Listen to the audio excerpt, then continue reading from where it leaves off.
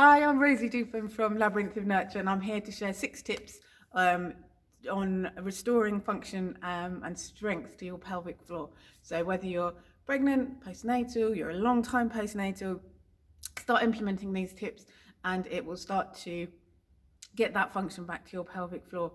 You don't need to suffer with sneeze, pee and incontinence and prolapse forever. There are things that you can do.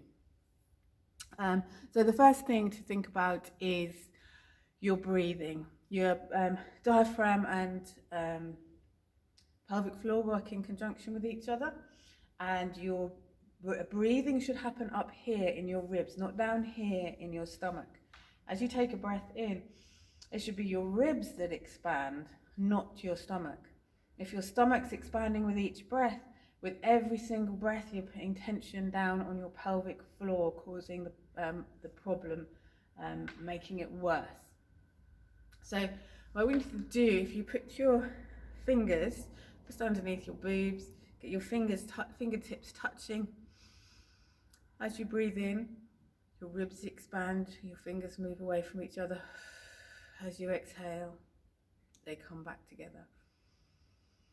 And the expansion is coming from side to side and front and back as well, to really allow your lungs to move. So concentrate on doing that, 5 to 10 times every day.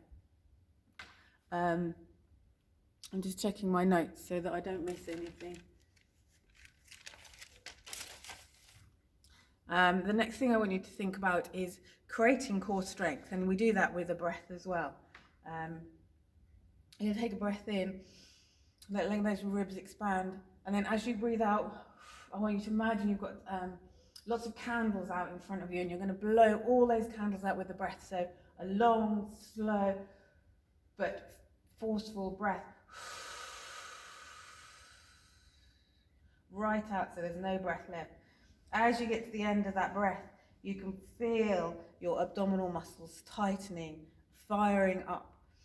This is getting a reflexive core, and you need that reflexive core to help to take the pressure off your pelvic floor. So practice doing that 10 times every single day. The next thing I want you to think about is your alignment. This is so important. A real key to creating a restoring function to your pelvic floor is to think about your whole body alignment. So we start off with the ribs. If you put your fingers on your ribs, find that last rib bone. Put your hands on your hips and you feel underneath your hip bones here. You want both of those lined up, so you don't want to be thrusting your chest forwards or tucking your pelvis under. They need to be lined up. You might feel that once you've dropped your ribs into that aligned position, that you feel very rounded in the back, in the upper back and shoulders. And this is just showing the tension you've got in your upper back, and it gives you something that you need to work on as well in your pelvic floor restore program. To quite often the tension in the upper body is found with people who've got pelvic floor issues, so that's something that you really need to work on as well. The other thing is the alignment of your pelvic floor. So again, hands on your hips and feel those hip bones, and then feel your pubic bone here. And those points need to line up, they need to be on the same plane. So if you think that you were standing up against a wall or laying in some sand, those 3 points would be making indentations in the sand, or they would all be touching the wall. You don't want to have a tucked under pelvis. You don't want your bum sticking too far out behind you. So thinking about those things regularly, working on your alignment, it will actually start to become a habit for you to stand in an aligned way. The next thing I want you to think about is how you sit. So very often when we sit in a chair, and most chairs are designed to do this as well, to sit you so that you have got your pelvis really tucked under. Just check those points. The pubic bone is much further forward than your hip bones. And this causes chronic backache, it weakens the pelvic floor, it puts pressure on the sacrum and the coccyx. So whenever you sit, and whether that's in the office or at home or in a car, I want you to think about bolstering. So I use a half dome. They're really handy because they rock slightly, so they help to rock you into position, or you could use a towel or one of those cushion bolsters. Put it at the edge of your chair and just allow it to rock you into an aligned position. When you're sitting in a car, the cars are like a bucket seat, aren't they? So if you really pad out the seat at the back, it can help put you into better alignment.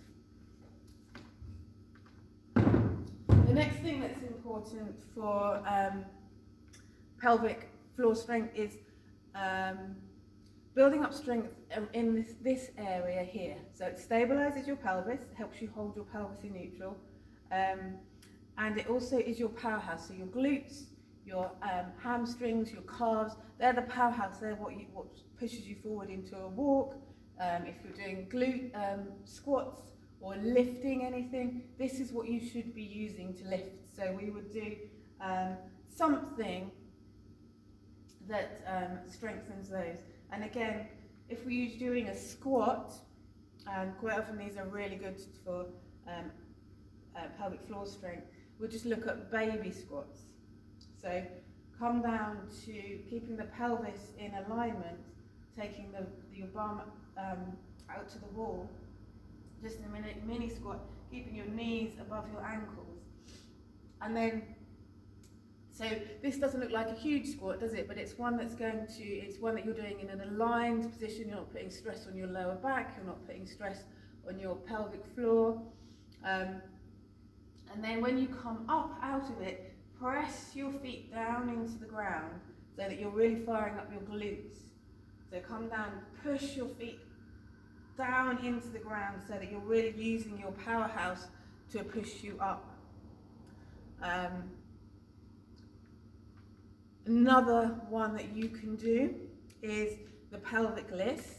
So again, it's another one where you're pushing your weight down. So take your left leg, push your weight down into your left leg so that your pelvis, your right hand side of your pelvis comes up slightly and your right foot starts to float off the floor. This is firing up this side of the hips. Come down, try it on the other side. So you're pushing your weight down into the floor so that your left foot is floating off the floor, the pelvic list. So try the baby squat and the pelvic list 5 times, and maybe try that twice a day, 5 times in the morning, 5 times in the evening. Let me just check my notes. The last thing, which is really important, and it seems really strange, but it's foot mobility. So many times people have got tension in their pelvic floor and it's showing up as tension in their lower foot, in their foot. So a lot of the work I do when I'm working with people with pelvic floor issues is foot mobility. One of the easiest things to do is to get a massage ball. This is I can't think what, trigger point massage ball. You can use a golf ball or a bouncy ball, anything that's slightly hard. You're going to just lay your foot over the ball so your toes wrap around it, keeping your heel on the ground, and you're just going to roll the ball from side to side and just work all the way down your foot. When you've got to the bottom, you can roll up and down as well. And work on that, build up to say 20 minutes. I haven't got time here to talk to you about how much of an impact solid-soled shoes have on your feet and therefore your pelvic mobility, but working on that as often as you can is really going to help with your pelvic floor restore and strengthening. So that's 6 things that you can take away and start working on now. Bye-bye.